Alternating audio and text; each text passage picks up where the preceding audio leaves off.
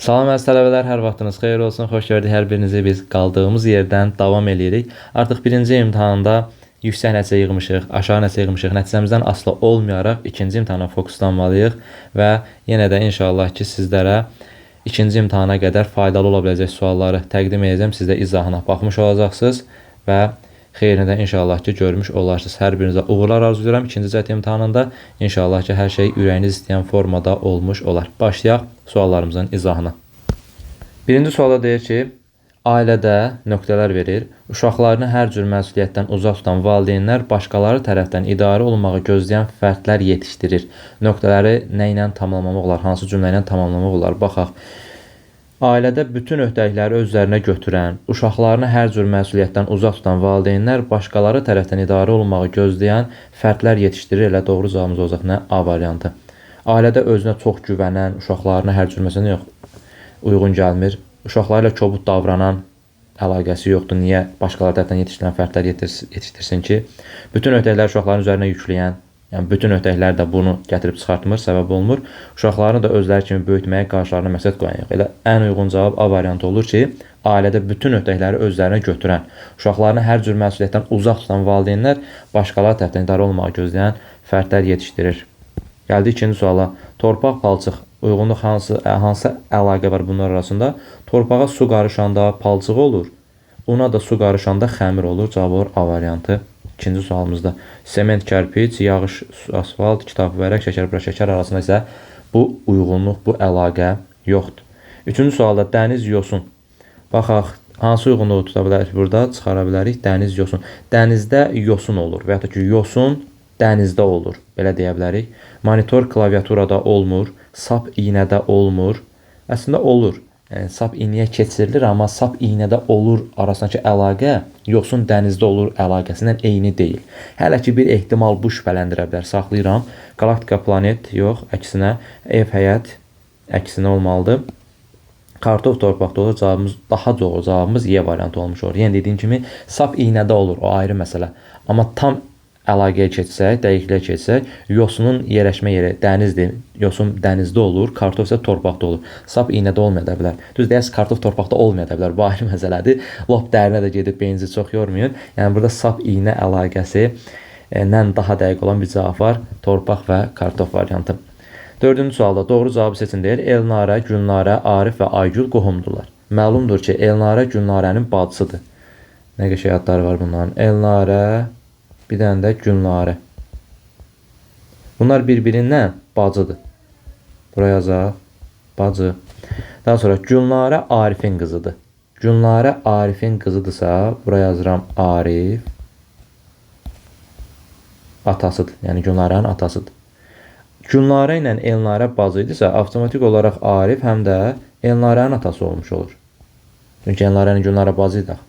Sonra yazır ki, Arif Aygülün qardaşıdır. Arif, Aygülün qardaşıdır. Burada bir dənə Aygül əlavə eləyirik. Aygül əlavə eləyirik. Və bunlar da olur nə? Bacı qardaş. Bacı qardaş yazaq başa. Bizə soruşur ki, Aygül Elnarə ilə necə qohumdur? Aygül Elnarə ilə. Əgər zaten bu verilməmişdi, özümüz tapdıq ki, Gülnarənin atası Arifdirsə, Elnarənin atası da Arifdir. Arifin bacısı Aygüldürsə, deməli bu nə olur? Atasının bacısı. Elnarənin atasının bacısı onun nəyi sayılmış olur? Təbii ki, bibisi sayılmış olur. Deməli, Elnarənin bibisidir. Aygül. Cavabımız orada C variantı qohumluq əlaqələrinə aid bir sual idi. 5-ci sualda mətnin məntiqi təhlili. Doğru cavabı seçək görək nədir? Cıdır yarışlarında K, L, M, X, Y və Z işarəli atların finişə çatma sayısı ilə bağlı bunlar verilir. Ki, Y K və L-dən tez çatdı. Y, K və L-dən tez çatsa bu formada yazırıq. Amma bilmirəm, K, L-dən tez çatdı deyərkən K, L bu formada olur, yoxsa L, K formasında olur. Bunu bilmirik deyə. Ümumi olaraq belə K, L yazıram. Lap belə oxlanda göstərə bilərsiniz. Bunların yeri məlum deyil. Əsas odur ki, Y, K və L-dən əvvəl çatsın. Daha sonra K, M-dən sonra, baxın bura yazıram K, M-dən sonra X-dən öncə çatdı. X-dən də öncə çatdı. Bu formada qeyd edirik. L ilə M eyni anda çatdılar. L ilə M eyni anda çatdısa, gətirib bura nə yazıram? Bura yazıram L. L oraya yazandan sonra, axı bilirdim ki, LK-dan əvvəl nə olmalıdır? Y olmalıdır. Ona görə gətirib Y-i 100% bura yazmış olaram. Yəni deyirəm, K ilə L-in düzülüş formasını bilmirdik, düzdür? Amma L ilə M eyni çatıb dediyinə görə artıq L-i bura yazanda K-dan qabağa düşmüş oldu. Buradan da müəyyənləşmiş oldu ki, birinci L gəlməlidir, sonra K gəlməlidir.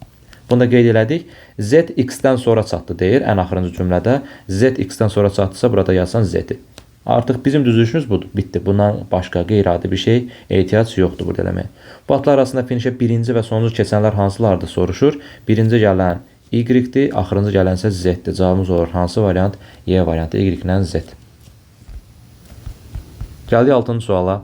Şəkillərlə bağlı bir sualdır.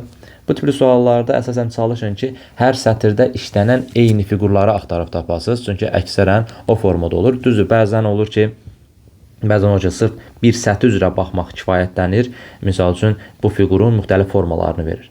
Amma bəzən də olur ki, hər sətrə daha doğrusu bir dənə oxşar fiqur atmış olur. Diqqətlə baxaq görək. Həqiqətən, baxın, birinci sətirdə bu, ikinci sətirdə bu, üçüncü sətirdə isə bu fiqur bir-birinin oxşarıdır. Sadəcə istiqamət baxımından fırlana qalıb. Yəni, indi baxaq görək, o istiqamətin önəmi var, yoxsa yoxdur. Önəmi yoxdursa, heç hansı formada fırlanmağı, neçə dərəcə fırlanmağına baxmağa ehtiyac yoxdur. İkinci fiqur olaraq ayırsam, baxın, bu fiquru ayırıram. Buradadır, buradadır, bir də buradadır. Yenə də 3 dənə fiqur var. Növbəti ən sonuncu fiqura baxsam, bu. İndi sual şəklində yenə təbii ki, bundan, yəni axırıncı işarələdiyindən olmalıdır ki, o şəkildən olmalıdır ki, qanun uyğunluğumuz düzgün olmuş olsun. Variantlara baxanda C bəndindən D bəndinə anında çıxıram. Daha sonra diqqətlə baxaq, bunun ayaqlarında dairə var. Diqqətlə baxın, dairədir. Dairə amma B bəndində kvadrat verib. B bəndində ona görə çıxıram. Cavab qarı ya A variantı ya da Y variantı. Bəli. Buna baxandan sonra görürəm ki, istiqamətin heç bir önəmi yoxdur. Yəni, baxmaya da bilərsiniz. Hər hansı bir qanun uyğunu çıxarda bilər, amma baxmaya da bilərsiniz. Çünki fərqli fiqurlar. Bizim ən sonuncu fiqurumuzda sanki şərt olaraq da bir dənə qolu var. Amma Y bəndində 2 qolu var. Y bəndində yanlış olduğuna görə cavab qarı hansı variant? A variantı 6-cı sualdır. Yəni, hər sətirdə fiqurlardan bir-bir olmalıdır. 7-ci sualda. Bu tipli suallarda addım məsələsidir ki, neçə addım qabağa gedir, neçə addım geri gedir və yaxud da ki, fərqli hissələr. Bir-bir baxmaq lazımdır. Üçünə də eyni anda baxmağı yoxlamayın qəti şəkildə. A buradadır. Bir addım geri getdi, burada oldu. Bir addım geri getdi, buradadır. Bir addım geri getdi, buradadır. İndi bir addım da geri gedib harada olmalıdır? Baxın, bu hissədə olmalıdır. A-nın o hissədə olmadığı variantlara çıxıram. Elə bircə dənə B variantı qaldı ki, əla. Və yaxud da ki, B-ni yoxlaya bilərik. B, 1-2 addım qabağa getdi, oldu burada. Yenə 1-2 addım qabağa getdi, oldu burada. 1-2 addım qabağa getdi, oldu burada. İndi 1-2 addım hərəkət edib burada olmalıdır. Həqiqətən də həmin hissədədir. C-yə də baxaq. 1-2 addım geri getdi, buradadır. Sonra 1-2 addım geri getdi, buradadır. 1-2 addım geri getdi, buradadır. 1-2 addım geri getdi, bax burada olmalıdır ki, həqiqətən də oradadır. Cavabımız oldu B variantı. Yəni, bir dənəsi hansı istiqamətə gedirsə, digəri də o istiqamətə getməli deyə bir şey yoxdur.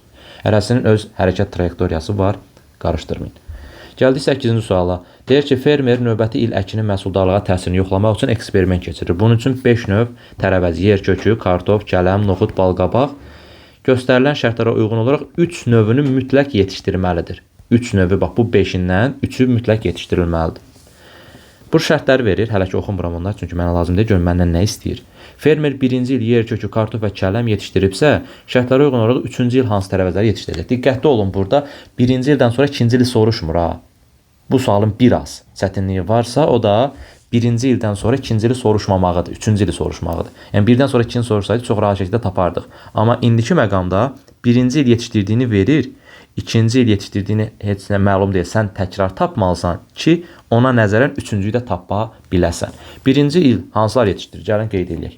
Yazır ki, yer kökü, kartof və kələm. Yazıram bura. Yer kökü, kartof və kələm. 1-ci il bunları yetişdirdi.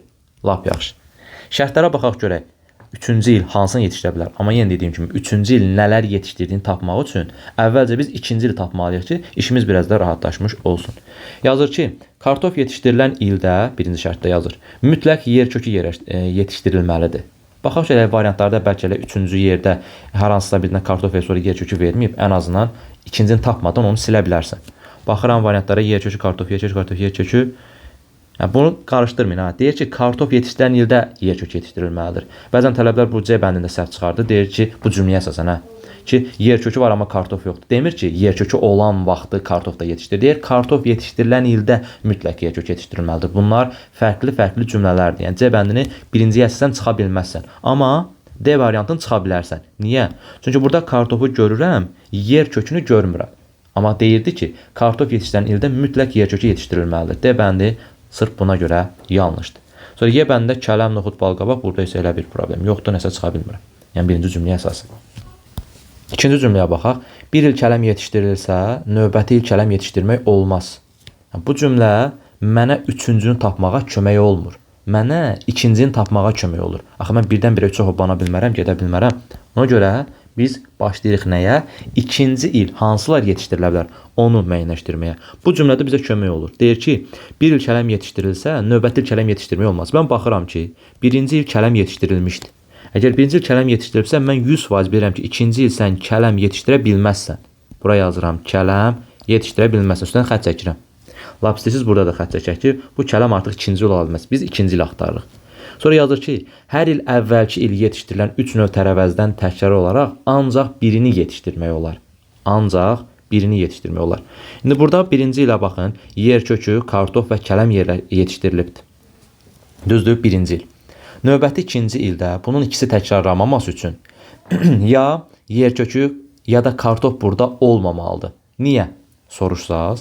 Əgər mən yer kökünlə kartofun ikisini də bura yazsam, axı bir dənə noxud qalacaq, yaxud da ki, bir dənə balqabaq qalacaq. Onu dəqiq müəyyənləşdirməsəm belə, bu yanlış olacaq axı. Çünki deyir ki, hər il əvvəlki il yetişdirən 3 növ tərəvəzdən təkrar olaraq ancaq birini yetişdirə bilərsən. Bir dənəsini.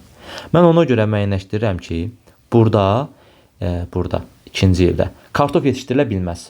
Niyəsini soruşsaz, baxın mən əgər bura kartof yazsam ikinci ildə, onda 100% birinci şərtə görə deyirdi ki, kartof yetişdirilən ildə mütləq yer kökü yetişdirilməlidir. Bura yazılmalıdır nə? Yer kökü.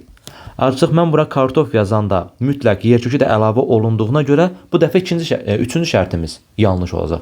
Axı üçüncü şərtdə deyirdi ki, bir dənəsi təkrarlana bilər. Burada yer kökü də, kartof da təkrarlandı. Bax, buna əsasən mən 100% bilirəm ki, ikinci il mən yox, fermer. Fermer kartof da yetişdirməyibdir.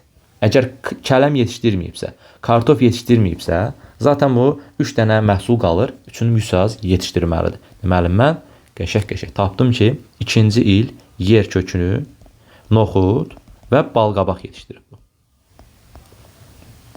Kələm niyə olmaz? Dedim. Sonra kartof niyə olmaz? Dedim. Artıq bunun səbəblərini bir də təkrarlamaq istəmirəm. İndi gələk görə 3-cü il nə yetişdirə bilər, nə yetişdirə bilməz? Bizə deyirdi ki, 2 dənəsi təkrarlana bilməz, düzdür. Şərtlərin birinə deyirdi ki, 3 növ tərəvəzdən təkrar ancaq birini yetişdirə bilər. Y bəndinə fikir verin. Yəni artıq biz 2-ci il tapmışıqsa, 3-cü ili çox rahatlıqla müəyyənləşdirmiş olacaq. Burada yazır kələm, noxud, balqabaq. Noxud və balqabaq təkrarlanır. Gördünüz? Noxudla balqabaq təkrarlanır. Yəni ikisi də təkrarlandığına görə 3-cü ildə bunlar yetişdirilə bilməz. Daha sonra yer kökü, kartof və noxud. Yer kökü və noxud. Görürsünüz, ikinci ildə mən artıq yer kökü ilə noxudu yetişdirmişəmsə, üçüncü ildə o ikisi də ola bilməz. Çünki bir dənəsi təkrarlana bilər. Ona görə B bəndində çıxardıram. Eyni qayda ilə yer kökü və noxud yazıb. Yenə də ikinci il mən yer kökü ilə noxudu yetişdirmişəmsə, üçüncü il yetişdirə bilmərəm. Çünki 2 dənəsi təkrar ola bilməz. Cavab qalacaq hansı variant? A variant. Yer kökü, kartof və kələm. Şərtləri siz yoxlaya bilərsiniz. Baxın, buraya yazıram. Yer kökü, kartof, bir də kələm. Kələm təkrarlanmadı ki, yəni növbəti il deyir ki, olmaz, yox. Onunla bağlı bir problemim yoxdur. Kartof yetişdirən ildə mütləq yer kökü yetişdirilməlidir şərti doğrudur mu? Bəli, kartof var, eyni zamanda yanında yer kökü də var. Bu da getdi. Hər il əvvəlki yetişdirən 3 növ tərəvəzdən biri təkrarlanmalıdır. Yəni biri yetişdirilə bilər. Bəli, burada yer kökü sadəcə təkrarlanıb, digərləri təkrarlanmayıb. Hər şey qaydasındadır. Nəhayət ki, yekunlaşdırmış olduq bu sualı da. Gəldik 9-cu suala. Kublarla bağlı bir sualdır. Kubun açılışı verilib, bizdən uyğun variantı istəyir. Ən birincisi, yadda saxlayırsınız, qarşı yüz qaydasına görə variant çıxmaq. Yəni, məsləhətim olar ki, qarşı yüz qaydasına, yəni belə qarşı şəkil olanda vaxtınızı o qədər də çox itirməyin. Elə birbaşa variantları yoxlayarkən gözünüzün önünə gələcək o. Yəni, bir-bir yoxlayıb Vaxt itirməkdənsə ki, qarşı üzü görüm varmı? Yəni qara ilə bunun qarşı üzü baxıram, görə bilmədim. Bununla bu qarşı üzü baxıram, görənmədim. Yəni məsləhətim odur ki, bir-bir elə variantları analiz eləyərkən göz gəzdirərsən ki, həmin üzlər veriləndə varianta görə bax gör onlar qarşı üz sayılır yoxsa yox sayılmır. Sadə şəkillər olanda və yaxud da ki hərflər olanda, rəqəmlər olanda onu görmək çox rahatdır. Amma belə simvollar verəndə, fiqurlar verəndə onu görmək, qarşı üzləri görmək biraz çətindir deyə o baxımdan, vaxt itirmək baxımından deyirəm. Yoxsa vaxt itirməyini düşünmürsünüzsə, sürətli gedəcəyinizi düşünürsünüzsə, hə, problem yoxdur. Yenə də qarşı üz qaydasına görə baxa bilərsiniz. Mən yəni bu tipli suallarda məsləhətim odur ki, bir-bir variantlara baxasınız. Yəni sürət şəkildə baxmaq bu mümkün olur. Buna əmin ola bilərsiniz. A bəndində misal üçün nə deyir? Deyir ki, dairənin üzərində, qara dairənin üzərində ağ dairə olanda sağ tərəfində x-li bir dairə var. Yəni qəribə bir adlandırdıq. Yəni buna nə deyək? Heç dairə yanlarında da xətt var, belə deyək. Baxaq görək bu vəziyyəti yarada bilirik yoxsa yox. Mən qara dairənin üzərində bax bu hissəni görmək üçün nə edərəm? Həm birincisi nəyə toxunum? Yadda saxlayırsınız ki, əgər açılmış kubda eyni şəkillər varsa, eyni fiqurlar varsa, sən onu qarşı üz qaydasına görə səhv çıxarda bilməzsən. Məsələn, elə bax bu birinci A bəndində olan kimi. Baxın, bu fiqurla bu fiqur bir-birinin oxşarıdır. Nə olsun, biri şaqül, bir də fiqur verilibdir. Yəni, bir-birinə oxşardır, fırlatma nəticəsində bir-birinə bənzəyirlər. Elə A bəndində də sənin ixtiyarın yoxdur ki, bu qara ilə, bax bu üzü, bunları düşünüb qarşı üz qaydasına görə səhv çıxardasan. Yəni deyirəm, eyni üzlər olanda qarşı üz qaydası orada unudulmalıdır. Bunu bir mənalı olaraq yadda saxlayın. Amma mən düşünsəm ki, bunlar qarşı üzdür, A bəndi ona görə yanlış olacaq. Əgər yəni bu üzü düşünsəm. Yox, əgər bu olduğunu düşünsəm, axı münasibət səhvi var burada. Mən görürəm ki, qara dairəyə bu hissə sanki paralel formada dayanıb. Amma A bəndində həmin o hissənin xətti sanki bu qara dairəni kəsirmiş kimi görsənir. Əgər bu hissə, bu dairə də xəttləri bu formada olsaydı, bunlar yox. Çəkdim olsaydı, hə, A bəndi o zaman düzgün olardı. Amma münasibət baxımından heç sağında nə var, solunda nə var ona baxmağa ehtiyac yoxdur. Vaxt itkisidir. Mən görürəm ki, bunun xətti sanki bunu kəsib keçəcək. Amma əsas şəklimizdə onlar paralel formada dayanır. Belə bir vəziyyət ola bilməz. A bəndi yanlışdır.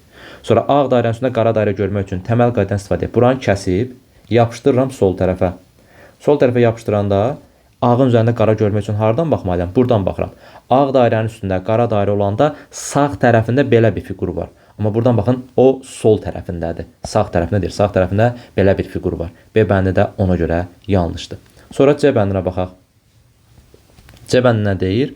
C bəndi deyir, bu fiqurun üzərində, yəni diaqonal formada olan, diaqonalın üzərində düz xətt olanda sağında qara dairən olmaz. Mən onu görmək üçün nə edirəm? Bu diaqonal təbii ki fırladıram. Diaqonal xətt bir ki ziqzaq var hərəkət edir. Bir dəfə bu formada çəkilibsə, bir dəfə də əks formada bu formada çəkilir. Bunu artıq silirik. İndi bu diaqonalın üstündə bunu görmək üçün nə etmək lazımdır? Tərsdən baxmaq lazımdır. Yəni bu tərəfdən durub baxmaq lazımdır. Oradan baxanda diaqonalın üstündə, yəni bu hissəni görəndə, düz xəttli bir dairəni görəndə, bura sizin hansı tərəfiniz olmuş olur? Sağ tərəfiniz olmuş olur. Yadda saxlayın, tərsdən baxanda solunuz sağ, sağınız da soldur. Mən də durub buradan baxanda, diaqonalın üstlərində düz xətt, sağ tərəfində qara hissə görmüş oluram. İndi baxıram ki, burada da həqiqətən diaqonalın üstündə bu ağ dairə, sağ tərəfində nə var? Qara var. Bu mövqe baxımından düzgündür. Bəs münasibət baxımından necə? Münasibət baxımından düzgünlük varmı? Təbii ki, yenə də xeyr. Yəni birinci münasibətə baxsaq daha tez çıxa bilərsiniz variantı misal üçün.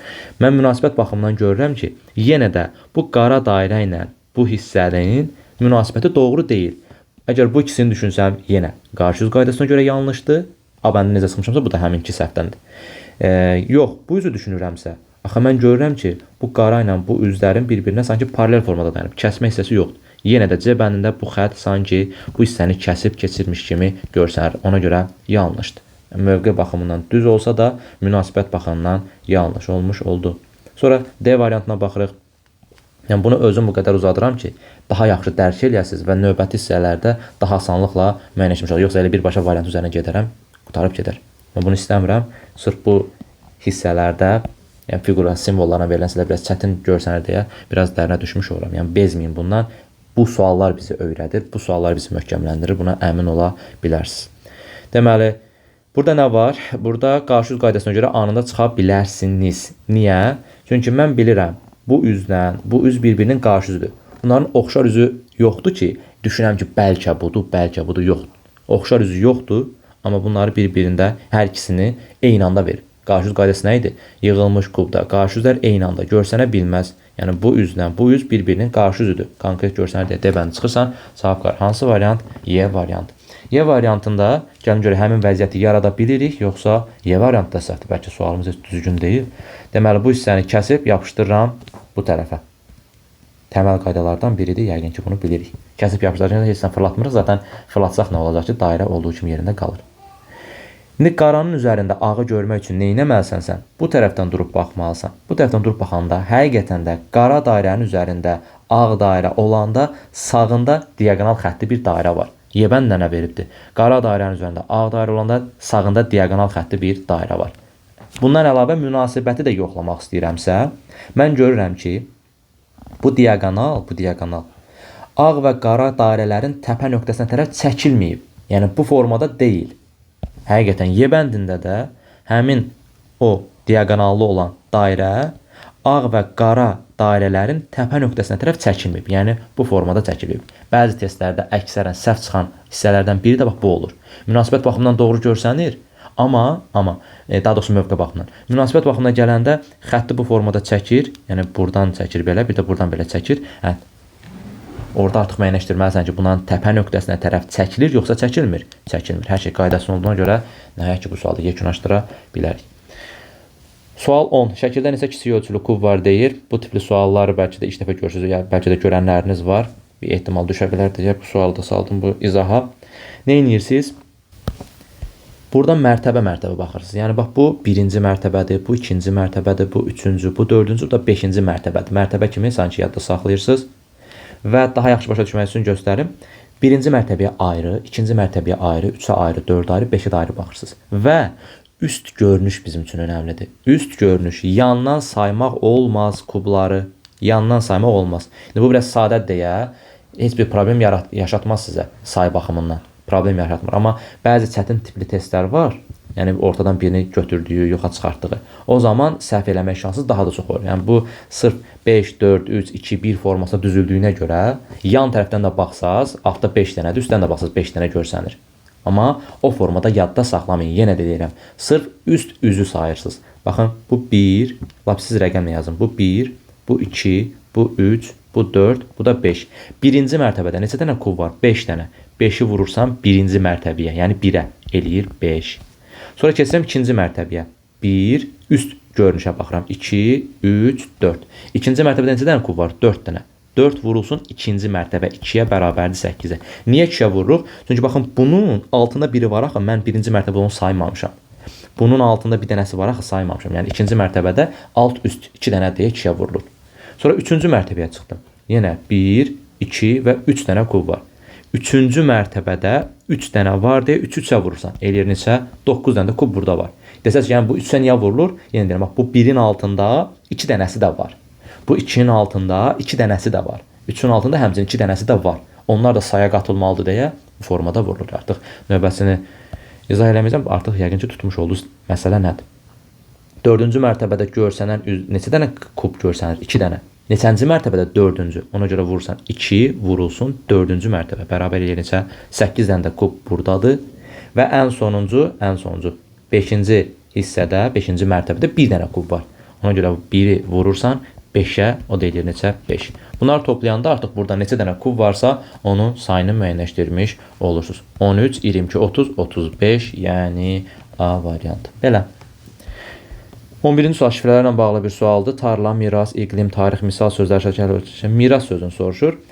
Bir-bir yazmağa ehtiyac yoxdur. Yəni ki, artıq şifrələr mövzusundan təkmilləşmişik. Bir-bir yazası olsaq necə olardı? Tarla, miras, iqlim, tarix, misal sözlərini belə alt-alta düzürsünüz. Burada rəqəmlər var. Sütun-sütun baxırsınız. Artıq sanki alt-alta yazılmış kimi düşünüb baxa bilərsiniz də. 4, 4, 2, 5, 5. Nə var burada? 2 dənə 4 var, 2 dənə 5 var, 1 dənə 2 var. Deməli, bu 1 dənə 2 fərqli hissədir və çox rahatlıqla onu müəyyənləşdirə bilərəm. Baxıram birinci hərflərə T, M, I, T, bir də M. 2 dənə T hərfi var, 2 dənə M hərfi var. 2T, 2M getdi, mənə lazım deyil, çünki mənə fərqli hissə lazımdır. 1 dənə I hərfi qaldı, o da iqlim sözündədir. Mən buradan 100% bilirəm ki, bu 2 ilə başlayan iqlim sözünün şifrəsidir. Bura gətirib yazıram 2, 3, 1, 2 və 4'ü. Bunu yazdıq getdi. Bizə miras sözü lazım deyil. İstiqamətlənən miras sözünə birbaşa cavabımızı tapaq. M-in şifrəsi 4'dür. I-nin şifrəsi 2'dir. Sonra R və R-A-sının şifrəsi isə bilmirəm. Hələ ki saxlayıram. Birbaşa tapmağa çalışdıq, amma gördük ki 42 ilə başlayan 2 dənə variant var. 100% bilirəm ki D ilə Y deyil. D ilə Y deyil. Ya A variantıdır, ya da B variantıdır. Bunları silək ki bizə lazım olacaq rəqəmləri tapmağa. Başqa hansı siyah baxa bilərəm? Buradan i-nin 2 olduğunu bildik, düzdür. Gətirib bura 2 yaza bilərəm. Bu da 4'dür. Burada yazaram 4'dür. Buraya yazaram 2'ni. Tarix sözündə 2 var. Fikir verirsə 4-cü hərfi, 4-cüsü 2 olan bizə dənə şifrəmiz var. Əslində 2 dənə idi. Amma bu artıq C bəndini silmişik deyə. Baxın bu C bəndi iqlim sözünün şifrəsi idi. Yerdə qalan rəqəmlərin baxsaz axırdan ikinci rəqəminə sadəcə D variantında var ki, D bəndində. O 2'dir. Yəni 100% buradan mənə ki tarix sözünün şifrəsi 59726'dır. 59726. Bu 59726 tapandan sonra A hərfinin şifrəsi ortaya çıxır. A-nın şifrəsi 9'dur deyə 42 ilə başlayan rəqəmə baxın. Bu yenə kömək olmadı bizə. Deməli A9'dur. A9'dur. Yenə də eyni hissədə eyni rəqəmlər var. R hərfinə baxaq. R hərfi bizə kömək olacaq. A hərfi kömək olmadı, amma R-ya baxsaq kömək olacaq. R hərfin şifrəsi neçədir? 7'dir. R hərfin şifrəsi 7'dirsə 42 79 ilə başlayan hissə bizim cavabımız olur. Miras sözünün şifrəsi 42 79 bir də 8 imiş. Yəni birinci sözə görə, iqlim sözünə görə 2 dənə şifrəsinin tapıldığı 2 variant qaldı. Daha sonra tarix sözünün şifrəsi tapılır ki, oradan da A bizə kömək olmadı, heç fikir vermədim. Həm A miras sözündə var, misal sözündə eyni mövqedə olduğuna görə kömək eləmədi. Amma R hərfi sadəcə miras sözündə var, misal sözündə yoxdur deyə rahatlıqla müəyyənləşdirmək oldu ki, miras sözünün şifrəsi nəymiş. 12-ci sual tetraeder ilə bağlı bir sualdır. Bunu yadda saxlayın, hansı formada işləmək lazımdır. Fəza fiqurlarından bu formada sual düşə bilər. Nə edirsiniz? Özünüzə bir dənə istiqamət götürürsünüz. Yəni, hansı istiqamətdə, yəni hansı fiqurları birinci baxıbsızsa, bütün variantlarda da həmin hissədən baxmalısınız. Nəyi demək istəyirəm? Misal üçün, sənə uyğun olan bir variant budursa ki, bu dairənin üzərində 3 buzaq görüb sağına soluna baxasan, bütün variantlarda onu yoxlamalısan. Ən birinci gözümün önündə bu var deyə 3 buzağın üzərində ağ dairə. Mən bütün variantlarda 3 buzağın üzərində ağ dairə görməyə çalışacağam. Ki, görmələ 3 buzağın üzərində ağ dairə olanda solunda nə var, sağında nə var? Onu yoxlayacağım bütün variantlarda və müəyyənləşdirmiş olacağım ki, bunun hansı 4'ü eyni tetraederin açılışıdır. Baxıram birincisində. 3 buzağın üzərində dairə olanda, ağ dairə olanda, sol tərəfində, indi buna rənglənmiş, biraz rəngləndiyə boz deyəcəm. Bu ağ olsun, zaten ağdır, bu qaradır, buna da boz deyəcəm, saçmayın, qarışdırmayın. 3 buzağın üzərində dairə olanda sol tərəfində boz dairə, sağ tərəfində isə qara dairə var. Buraya yazıram sağ tərəf. Sonra deyirsən müəllim, bəs B bəndində görə bilmirəm axı 3 buzağın üzərində dairəni. Elə məsələ də odur ki, sən elə bir vəziyyət yaratmalısan ki, həmişə 3 buzağın üzərində dairəni görəsən.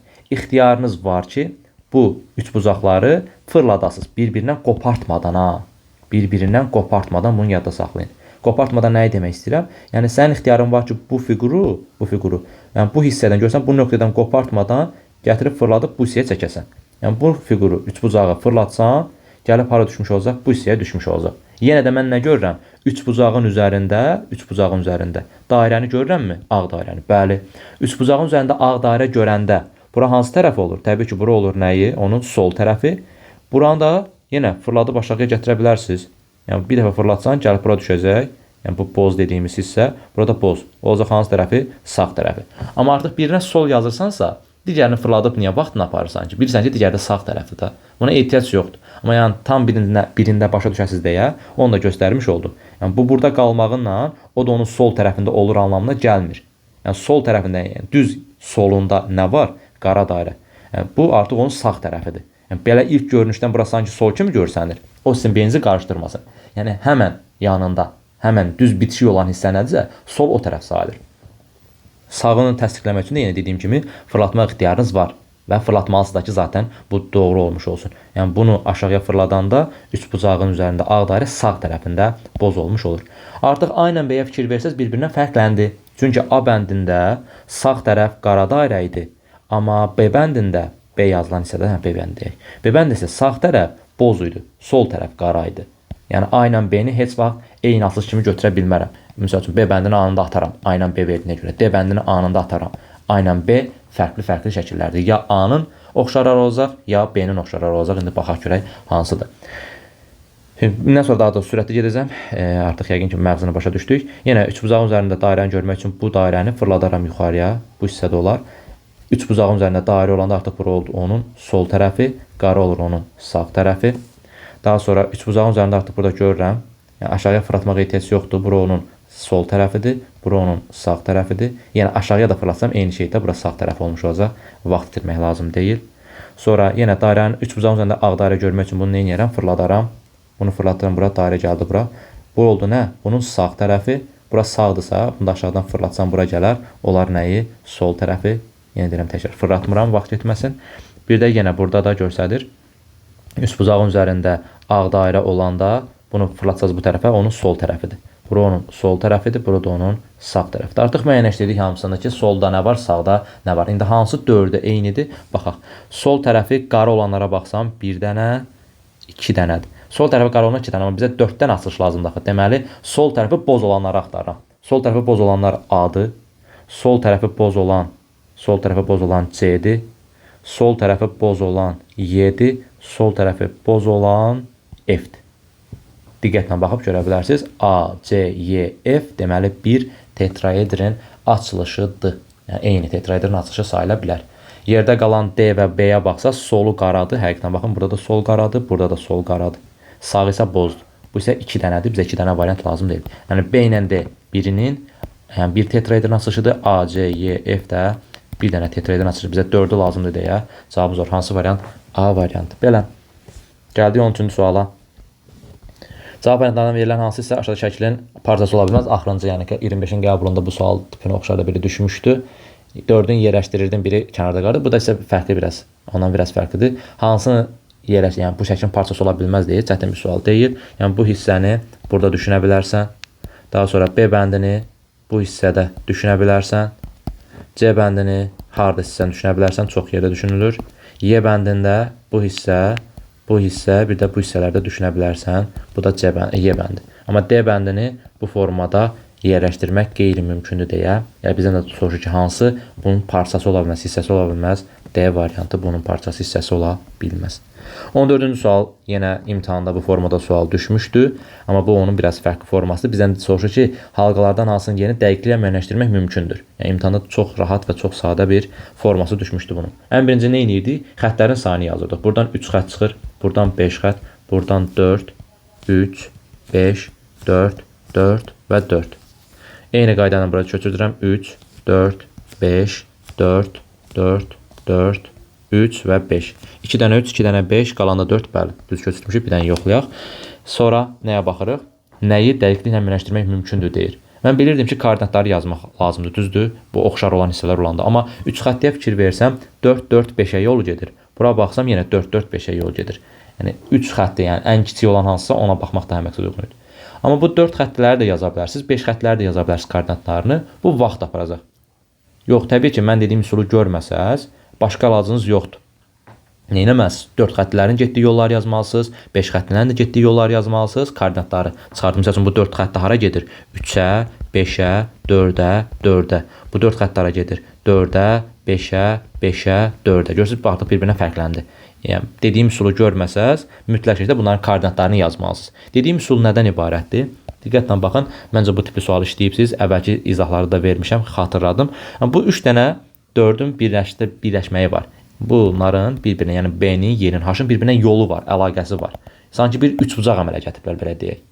O üçbucaq burada əmələ gəlibsə, 4 kənarda qalıb, bu 4 xətti kənarda qalıbsa, eyni proses burada da davam etməlidir. Çünki bu sadəcə yerləri dəyişir. Deformasiya uğrayır. Gedilən yollar bir-birinə dəyişmədiyinə görə həmin proses burada da təkrarlanır. Fikir verin. Bu 4 xətti, bu 4 xətti və bu 4 xətti öz aralarında birləşir. Sanki üçbucaq əmələ gətirir. Birini kənarda qalır. O kənarda qalan hansı hərf idi? 4 xətti D hərfi idi. O 4 xətti D hərfini gətirsən yazsan bura. Bizdən də elə soruşurdu ki, halqalardan hansının yerini dəqiqlə müəyyənləşdirmək mümkündür? Elə A variantında görürəm D-ni, götürürəm A bəndini. Bundan başqa bir dənəsini dəqiqləşdirmək mümkündür. O da B hərfidir. Bayaqlarım yazanda yəqin ki gördünüz. 4455 şifrəsi var idi. Koordinatı var idi. Yəni bu 4 xəttinin sadəcə bir dənə 5 xəttiyə yolu var. Bu 4 xəttinin sadəcə bir dənə 5 xəttiyə yolu var. Amma bu B4 xəttisinin həm bu 5 xəttiyə, həm də bu 5 xəttiyə yol var. Yəni hər iki 5 xəttiyə yolu var. Onu müəyyənləşdirmək istəsə, baxırıq görək hələ bu 4 xanalardan, 4 xətti xanalardan hansının hər iki 5 xəttiyə yolu var? Ortada yazılan bax bu hissənin. Həm bu 5 xəttiyə yolu var, həm də bu 5 xəttiyə yolu var deyib, yəni B-ni də tapa bilərik. Amma variantlarda zaten görürsünüz B-ni verməyib. Ya B ya da D ikisindən biri verilirdi. Yəni dediyim kimi, yəni bu üçlü formada olan hissəni görməsəz, məcburən nə etməlisiniz? 4-ün də koordinatını yazmalısınız, 5-in də koordinatını. 5-in koordinatına ehtiyac yoxdur. 4-lərin koordinatlarını yazsaz, yəni bu ikisinin fərqli olduğunu görüb, yəni birbaşa tapa biləcəksiniz. Buna əmin ola bilərsiniz. Gəldik 15-ci 16-cı suallara. Deyir ki, mətnə sən cavablandır. Görək nədir mətn? 6 şagird A, B, C, D, E, F hərəsi bir gün olmaqla həftənin 6 günü yazıram bura. Birincən bazar ertəsindən şənbəyə kimi. Əla. 1, 2, 3, 4, 5 və 6. Neynirlər? Növbətçilik edirlər. Sinifin növbətçilik cədvəli ilə bağlı şəkillər məlumdur. Çox az məlumat verib, amma kifayət eləyir ki, yəni bu qədər suallar tapmağa, bu qədər az məlumat verir, bundan narahat olmayın. Yazır ki, A, C-dən bir gün sonra növbətçi olur. A, C-dən bir gün sonra növbətçi olur deyəndə bir nöqtə qoyub belə yazmayın. Onda A gəlir bura düşür, C gəlir bura düşür. Axı 1-2 gün sonra olmuş olur. Yəni bir gün sonra deyərkən sizi çaşdırmasın. Bir gün sonra elə bu deməkdir. Bitdi. Başqa ortada nöqtəyə, ortadakı günə ehtiyac yoxdur. A, C-dən. A, C-dən bir gün sonra. Yəni bu formada olmalıdır. A, C-dən bir gün sonra növbətçi olur. Əla. Y, B-dən bir gün əvvəl. Y, B-dən bir gün əvvəl növbətçi olur. Bu da belə. Mən indi nə bilim ki, C-A-nı bura yazım, yoxsa hara yazım. Yəni o qədər yeri var ki, o qədər ehtimal var ki, yəni mən cəhd eləmirəm onları yerləşdirməyə. Ehtimalların sayı hesabı olmayacaq deyə. Sayı hesabı olacaq, amma çox olacaq. Neynirəm o qədər ehtimalı yazmağa? Demək, bu qədər az məlumat verirsə, mənə soruşduğu sualda köməklik göstərəcək ki, 15-ci suala baxaq, görürük ki, həqiqətən yazır. D. Cümə axşamı növbətçi olarsa, aşağıdakılardan hansı mütləq səhvdir sualını verir. Baxın, burada konkret bir cümlə verir. D. Cümə axşamı, yəni 4-cü gün növbətçi olarsa. Bunu yazandan sonra artıq işimiz xeyli rahatlaşmış olur, bayaqkına nisbətən və variantlara baxırıq, təbii ki. Yazır ki, C. Bazar ertəsi günü növbətçi olur. Ola bilər də. Yəni C-A-nı bura yazaram, Y, B-ni də bura yazaram. Olar. Niyə olmasın ki? Bizə nə deyir? Mütləq səhv istəyir. O mütləq səhv deyil, axı ola da bilər, olmaya da bilər. F şənbə günü növbətçi olur. Əgər mən gətirib bura F-i yazsam, bu C-A ilə Y-B-ni bilirəm ki, arzul düşməlidir. Hara yerləşdirəcəksən? C-A-nı tutaq ki, bura yazdın, bəs Y-B-ni hara yazacaqsan? Və yaxud da ki, C-A-nı bura yazdın, bəs Y-B-ni hara yazacaqsan? Və yaxud da ki, Y-B-ni bura yazdın, C-A-nı hara yazacaqsan?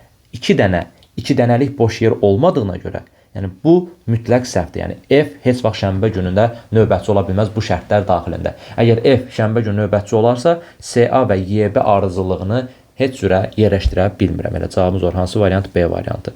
Sonra nə deyir? B çərşənbə günü növbətçi olur. Baxıram B çərşənbə günü. Yəni bura Y-ni, bura B yazsam həqiqətən çərşənbə günü olar. Burada C-nin A-nın yeri olar. Əla, heç bir problem olmadan ola da bilər, olmaya da bilər. B həftənin tək günlərin birində növbətçi olur. Yəni bayaqların B-ni bura yazmışdım. Bəli, ola bilər. A həftənin cüt günlərin birində növbətçi olur. A, C, A-nı bu formada yazsam, bəli, cüt günlərin birində növbətçi olmuş olur. Yəni də ola da bilər, olmaya da bilər hissələrdir bunlar. B bəndində F şənbə günü növbətçi olur. Fikri isə tamamilə yanlışdır. 16-cı sualda nə deyir? Deyirdik ki, biz növbəti suala keçəndə nə etməliyik? Verilən şərti oradan silməliyik ki, zaten eyni hərfi verir. Bu dəfə deyir ki, cümə günü növbətçi olarsa, bayaqlarım cümə axşamı idi, indi cümə günü növbətçi olarsa, aşağıdakılardan hansı mütləq doğrudur? C. Bazar ertəsi günü növbətçi olur. Baxıram C, burada A yazaram. Bəli, ola bilər. Y-B-də bura düşmək şərti ilə olar. Ola da bilər, olmaya da bilər. Mütləq doğru istəyir, ha. Bu ola da bilər, olmaya da bilər hissəsidir. Çünki mən C-ni burada yaza bilərəm. Onda da heç bir problem yaranmır. F şənbə günü növbətçi olur. Baxaq, bura F şənbə günü növbətçi olduğunu yazsam, bəli, bu mütləq doğrudur. Niyə? Əgər mən F-i bura yazsam birinci günə, yenə də 2 dənəlik boş yerlər qalmır. C-A-nı bura yazdım, Y-B-yə yeri yoxdur. C-A-nı bura yazsam, Y-B-yə yeri yoxdur. Y-B-ni yazsam, C-A-ya yeri yoxdur. F-i ikinci günə yazsam, yenə də C-A-nı tutaq ki, bura yazdım. Bəs Y-B-ni hara yazacaqsan? Ardıcıl olan boş yer qalmadığına görə bu da ola bilməz. F-i burada yaza bilməzsən, yenə birini yerləşdirə bilirsən C-A-nı və yaxud ki, Y-B-ni, digərini yerləşdirə bilmirsən.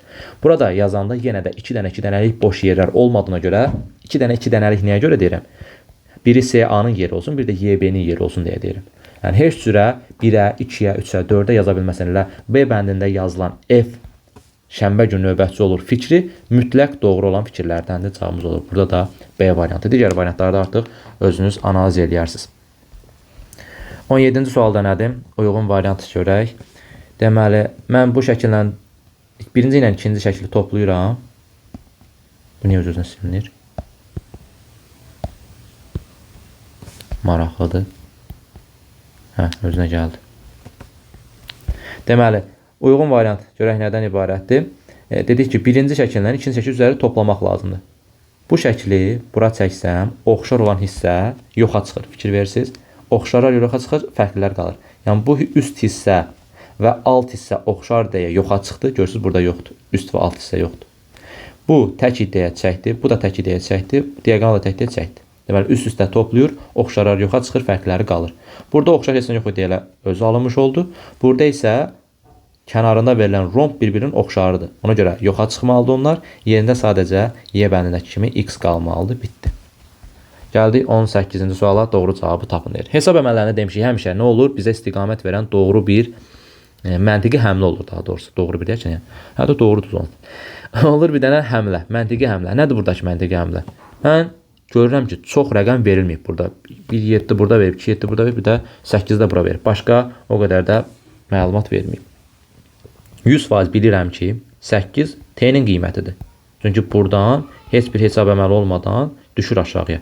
Özü düşüb, yəni 8 düşübsə, deməli T-nin qiyməti neçədir? T-nin qiyməti 8-dir.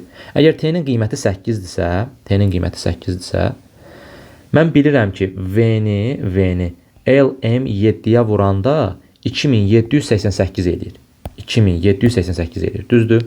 Burada V-nin yerinə hansı qiyməti qoymalısan ki, onu 7-yə vuranda sonu 8 ilə bitsin. Bir vurma cədvəlini yoxlaya bilərsiniz, amma tez də tapa bilərsiniz. Təbii ki, 4-ü 7-yə vuranda neçədir? 28. 1-i yoxlasaz 7-dir, 2-yi yoxlasaz 14-dür, 3 21, 5 dəfə 35-dir, 6 dəfə 7 42-dir, 7 dəfə 7 49-dur, 8 dəfə 7 56-dır, 9 dəfə 7 63-dür. Yəni yerdə qalan digər rəqəmlərin heç biri 8 ilə bitən bir hasil almır deyə 100% bilirsən ki, V-nin qiyməti neçəymiş? V-nin qiyməti 4-üymüş. 4 dəfə 7 neçə elədi? 28 elədi. Buradan sonra M ilə L tapmaq biraz çətin görsənsə də, başqa bir həmlə eləmək lazımdır. Baxın, bayaqlar nə demişdim? 4-ü LM7-yə vuranda 2788 edir. Lap kənardan yazsam daha yaxşı görərsiniz. 4-ü LM7-yə vuranda 2788 alıram. Mən indi burada LM7-ni tapa bilmərəm ki, niyə tapmıram? LM7 nəyə bərabərdir? 2888, üzr sayın, 2788 bölünsün 4-ə. Yəni bunu 2788 4-ə bölsəm taparam ki, bu LM7 nəyə bərabər? Bu qədər sadə bir misala çevrilmiş oldu. 27-nin içərisində 6 dəfə çıx 24 oldu 3, 8-i endirdim 9 dəfə çıx 36, 2 8-i endirdim 7 dəfə. 697. Görürsünüz 7 lap üstə düşdü. 697. Bitdi. Mənə digərləri lazımdırmı? Xeyr. LM hasilini soruşur deyə L-in qiyməti oldu 6, M-in qiyməti oldu 9. 6 dəfə 9-un neçə eləyir? 54 eləmiş olur. Cavabımız oldu C variantı. Yəni, dediyim kimi hesab əməllərini çalışın. Həmişə o məntiqi həmləni axtarıb tapasınız. Mütləq ki var. Yəni bu qədər hərf verib sadəcə 3-4 dənə rəqəm verirsə, sən tapa bilərsən ki, verir. Yəni tapa bilməsən bunları bu qədər az sayda verməz. Yəni əksər tələbənin qorxulu röyasıdır sanki, amma çox-çox sadə bir sual tipləridir. Mən elə düşünürəm.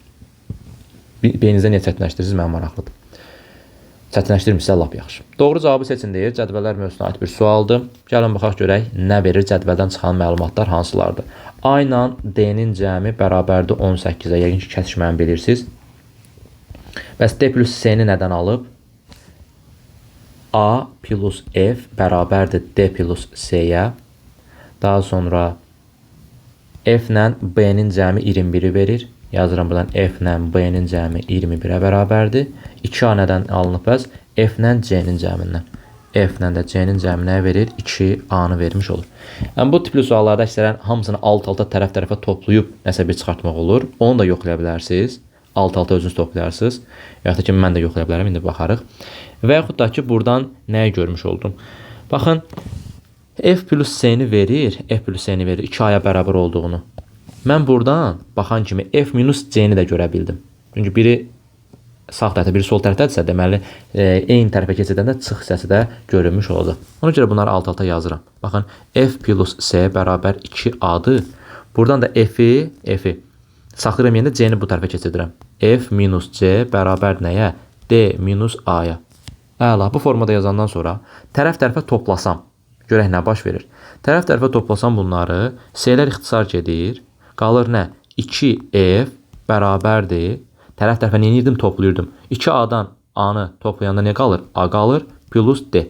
Burada nə tapılmış oldu? 2f bərabərdir a plus d-yə.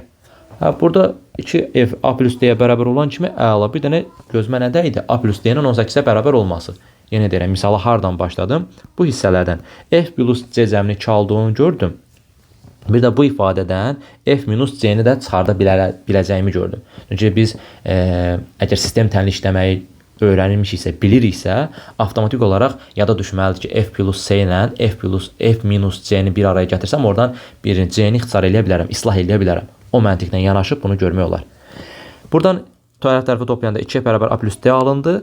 Buradan isə 2f-in bərabər olduğu nəyə? 18-i özü mənəşdir. Yəni a plus d-nin qiyməti verir 18-ə. A plus d 18 isə f-in qiymətini buradan rahat-rahat tapıram ki, f neçə imiş? 9 imiş. Əgər f 9-dursa, məndən nə istəyir? B-nin qiymətini istəyir. 21-dən də 9 çıxan neçə eləmiş olur? 12. Deməli, B-nin qiyməti neçə imiş? 12 imiş. Cavabımız olur nə? B variantı. Digərlərini tapmağa ehtiyac yoxdur. Tapıla da bilər, tapılmaya da bilər. Artıq o növbəti hissələrdən asılıdır. O qədər dərinə getməyə də ehtiyac yoxdur. Yəni dediyim kimi siz də bunların hamısını alt-alta tərəf-tərəfə toplayın. Yenə də bir şey çıxardacaqsınız. Mütləq ki, alacaqsınız. Buna əmin ola bilərsiniz. Ala bilməsəz yorumlarda qeyd edərsiniz ki, müəllim ala bilmədik, bunu necə eləyibsiz? Mən təkrar onu sizə izah edərəm. Yəni, bu hissəni sol tərəfə bir toplayın, sağ tərəfə də bir toplayın. Alınan ifadələrdən yenə də B-nin qiyməti rahat-rahat bu formada tapılmış olacaq. 20-ci sualı rebuslar mövzusuna aid bir sualdır. 60, 28, 24 verilib. 80, 40, 40 verilib. Bu hissə bizə kömək ola bilərdi ki, nə edərəm? 80-dən 40 çıxanda 40 deyərsiniz, amma burada 60-dan 24 çıxanda 28 eləmir. Başqa hansı formada? 80-dən 40-ı toplayaram eləyər 120, 3-ə bölərəm eləyər 40. 60-dan 24 toplayaram eləyər 84, 3-ə bölərəm 28. Burada da 3-ə böləndə 20 eləməsi üçün 60 cəmi yaranmalıdır. 60 cəmi yaranması üçün isə bura 16 lazımdır. 44-dən 16-nın cəmi eləsin 60, 3-ə də böləndə eləsin 20. Cavabımız oldu Y variantı. 21-ci sualda 153, 255 tək-tək də baxa bilərik, amma burada kiçik rəqəmlər var deyə, yəni 3 rəqəmli hissə yoxdur deyə tək-tək baxmaq o qədər də düzgün deyil. Çünki 3 rəqəmlə də dolanda deyirsən 1-dən 2 toplayıb 3 yazır, 5-dən 5-i çıxıb 0 yazır, 3-dən 5-i toplayıb 8 yazır və s. Amma burada 51 alıb. Bu 51-i necə alar? 51-i necə alar? Böyükdən kiçiyin çıxmaqla. 255-dən 153 çıxsam eləyər 102. Yəni maksimum burada rəqəmləri toplayarsan, birinci. Topla 9 bura eləyir, burada 12 eləyir. 9 12-dən 51-i necə alarsan? Uyğun görsənmir. Və yaxud da ki, bunları 150-dən 255-i toplayarsan eləyər neçə? 300, 408. 480-dən 51 necə alarsan? Alınmaz. O zaman yoxlarsan çıxmağını. 255-dən 153 çıxarsan eləyər 102. 102-ni 2-yə bölsən 51 eləyər. İndi 437-dən 391 çıxaq görək 46 eləyirmi? 7-dən 1 çıxsam 6, 13-dən 9 çıxsam 4. 46 eləyir, bəli. 46-yı da 2-yə böləndə neçə eləmiş olur? 23 eləmiş olur. Yəni biz 437-dən 391 çıxırıq. Mən də neyəcəm? Böyükdən kiçiyin çıxacam təbii ki. 218-dən 114-ü çıxacam. 218-dən 114-ü çıxacam. Eləyəcək neçə? 4, 0, 1, 104. 104-də 2-yə böləndə eləyir neçə? 52. B variantı 21-ci sualda da oldu. Gəldi 22-ci suallar, rebuslar mövzusuna aid bir sual. 9, 13, 18, 4, 11 hissələri nəticə kimi görsənir burada. Necə eləyərəm? 9 ilə 13-ü toplayarım eləyər 22, 18-i çıxaram eləyər 4. 12 ilə 15-i toplayaram eləyər 27, 16-nı çıxaram eləyər 11. 8 ilə 10-u toplayaram eləyər 18, 7-sini çıxaram eləyər 11. Cavabımız var hansı variant? Y variantı. 18-dən 7 çıxanda 11 eləyir, düzgün eləyək. Hesab səhv olmasın. 23-cü sual. Ardıcılıqlar mövzusuna aid bir sualdır. 205, 164, 287, 246. Fikir verin, azalır, artır, azalır. Amma 2-2 baxsam, elə bir hissə çıxarda bilməyəcəm. Çünki yadda saxlayın, bu qədər az hədd verilirsə bir ardıcılıqda, demək olar ki, orada 2-2 baxmaq üsulu yoxdur. Çünki 2-2 baxanda ən azından bu üsul 2 dəfə təkrarlanmalıdır ki, üçüncüyə tətbiq edəsən. Burada təkrarlanmır axı. Ona görə buna ədəd, rəqəm baxsaq, görərik ki, 20-ni 5-ə böləndə 4 eləyir. 16-nı 4-ə böləndə 4 eləyir. 28-i 7-yə böləndə 4 eləyir. 24-ü 6-ya böləndə 4 eləyir. Deməli, 2 dənə ayırıb üçüncüsünə bölmək lazımdır. 22 5-ə bölünmür, 24 5-ə bölünmür, 26 5-ə bölünmür, 34 5-ə bölünmür, 36 9-a bölünür və cavabımız oradan Y variantı. Həqiqətən bu da 4 cavabını almış olur. Daha sonra 24-cü sual tərəzilər mövzusuna aiddir. Əvəz etmə üsulundan istifadə edəcəyik. Baxın, burada nə yazıb? Yazıb ki, L bərabərdir MN-ə. Mən buradakı L-in yerinə silib MN yaza bilərəm. Bunu boş-boşuna vermir ki, əvəz etmək üçün verir də. Sonra burada yazıb ki, K M-ə bərabərdir. Buradan 2 dənə K-nı silib yerinə M yazıram. Neynədim? L-in yerinə MN yazdım. Buradakı K-ları sildim yerinə M yazdım. Özü aşağıda vermişdi deyə əvəz etmə üsulundan istifadə elədim. Buradan bilirik ki, tərəzinin sağ və sol tərəflərinin eyni çəkdaşlarını ata bilərəm. Buradan M-i atıram, buradan M-i atıram. Qalır nə? K bərabərdir N-ə. Bir dənə N, bir dənə K-ya bərabərsə, 2 dənə N-də 2 dənə K-ya bərabər. Cavabımız oradan B variant. Bitdi. Əvəz etmə üsulundan tapmış olduq. Və nəhayət sonuncu 25-ci sual maraqlı suallardan biridir. Diqqətlə qulaq asın həllinə. Cədvəldə müəssisənin bir ay ərzindəki xərcləri verilir. Əgər bir ayda işçilərə ödənilən əmək haqqı 12.000 manatdırsa, müəssisənin illik ümumi xərcini tapın deyir. Xərclər il ərzində dəyişməz qalır. Bu nisbətdir. Gənclər, nisbət o xərcin özü demək deyil. Bu nisbət hər hansısa böyük rəqəmli ədədlərdir. Nəyəsə bölünüb bunlara ad. Misal üçün, belə şərt olaraq belə göstərə bilərəm. Baxın, biri 5.000 olsun, biri 4.000 olsun, biri də 3.000 olsun. Qiymətlər belədir, sanki xərtə kimi düşünün, miqyasları kiçiltmək üçün. Bunların hamısı 1000-ə bölünən ədəddir. Hamısını 1000-ə bölsəm, bu 5 alar, bu 4 qalar, bu 3 qalar. Artıq bu qiymətlərin nisbətləridir. Yəni 1000-ə bölünüb alınıb. Bu da həmçinin, bax, bu nisbətlər minliklərlə, pullarla əlaqəsi yoxdur. Yəni böyük rəqəmlərdir. Sadəcə onlar ortaq olaraq hər hansı bir ədədə bölünüb kiçik həcmdə bu formada yazılıb. Yəni nisbət deyərkən bunu yadda saxlayın. Yəni böyük rəqəmlərin olduğu mütləqdir burada. Sadəcə ortaq olaraq bir ədədə bölünüb və kiçik nisbətlər formasında yazılıb. İndi bizə deyir ki, işçilərə ödənilən əmək haqqı 12.000 manatdırsa, işçilərə ödənilən əmək haqqı, fikir verin, burada yazılıb əmək haqqı ödənişi. Oradan tapırsınız əmək haqqı ödənişini. Nə yazılıb bura? 3 yazılıbdır. Həmin bu 3 nisbətinə neçə min manat deyir? Özü yazmış da, əgər bir aydan söhbət gedir ha. İşçilərə ödənilən haqqı 12.000 manatdırsa, nisbət 3 yazıbsa, deməli yazıram 3 nisbətdə olan 12.000-dirsə, bəs ümumini tapmağında nə edərəm? Ümumini tapmaq üçün nisbətləri toplamalısan. 2, 4, elə də 6, 3 də bu 9, 13, 18, 22. Yəni ümumi nisbət nə qədərdir? 22-dir. Əgər 3 12.000-dirsə, bəs 22 nə qədərdir deyib bunu tapmış olsan. 22 də x-dir. Bir də deyirəm, əmək haqqı ödənişi 12.000 manat vermişdi. Baxdım əmək haqqının qabağına nisbət olaraq 3 verilib. Yəni bu 3 nisbətində göstərilən 12.000 manatdırsa, bəs 22 nisbətində göstərilən neçə min manatdır? Onu tapmaq üçün belə bir sistem qurmuş olduq. Nə idi bunun adı? Yadımdan çıxar. Hə, bunu qurduq. Tənasüb. Deyirəm axı. Tənasüb sözü yadından çıxmışdı. Tənasüb qurduq. Yəni 3-ə 12.000-dirsə, bəs 22-yə nədir? 22-yə də x-dir. Bunu həll etsəm nə olur? 3x bərabərdir 12.000 vurulsun 22-yə. X də bərabərdir 12.000 vurulsun 22 bölünsün 3. 3-dən 12.000 xısa gedib burada qalır 4.000. 4.000 22-yə vuranda eləyir 88.000. Mən tapdım ki, ümumi olaraq bu 22 nisbətinə də nə uyğun gəlmiş olur? 88.000 uyğun gəlmiş olur. Cavabımız B bəndidirmi? Təbii ki, xeyr. Çünki burada bir ayda işçilərə ödənilən əmək haqqından söhbət gedirdi. Yəni, mən bir ayda təmir xərcləri, yeni avadanlıqlar, əmək haqqı, icarə haqqı, reklam, digər xərclərin hamısını tapdım ki, bir aya 88.000 manat bunun xərci çıxır. 88.000 xərci. Bizdən soruşur ki, müəssisənin illik ümumi xərcini tapın. İllik ümumi xərc bir ay 88.000-dirsə, bir ili tapmaq üçün nə etməlisən? 12-yə vurmalısan. Çünki bir ildə 12 ay var. 12-ni də 88.000-ə vuranda 1.056.000 eləyir. Cavabımız hansı variant? D variant. Deməli, bunun illik xərci bu qədər imiş. Nisbətlə olan sualları yaxşı yadda saxlayın. 3 əmək haqqının nisbəti deyə 3-ə burada verdiyi 12.000-i uyğun götürdüm. Tənasüb qurdum. 20 hardan çıxdı? Ümumi nisbətlərin cəmindən. Nisbətlər həmişə cəmlənir.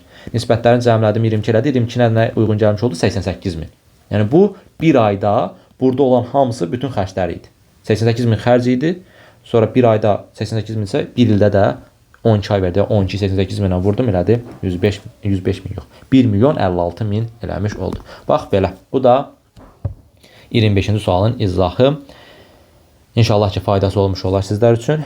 Çalışacağım ki daha sıx-sıx videolarla sizlərə təqdim edim videolar ki baxasınız və sizlər üçün faydalı olmuş olsun. Özünüzə yaxşı baxın. Növbəti videolarda görüşmək ümidi ilə sağ olun. Hələlik.